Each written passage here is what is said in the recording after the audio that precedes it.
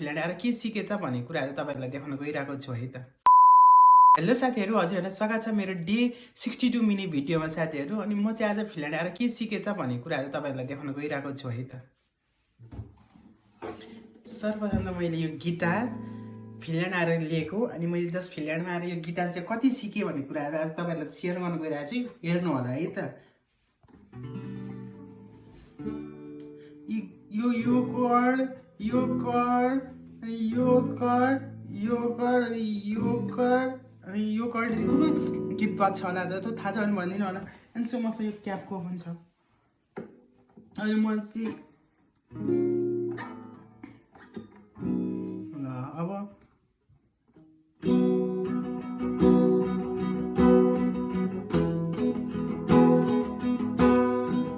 यो प्याटर्न भएन। सो त म एउटा यो सिकेको छु, म चाहिँ यो तपाईँलाई बजाउनु देखाउनु गइरहेको छु है।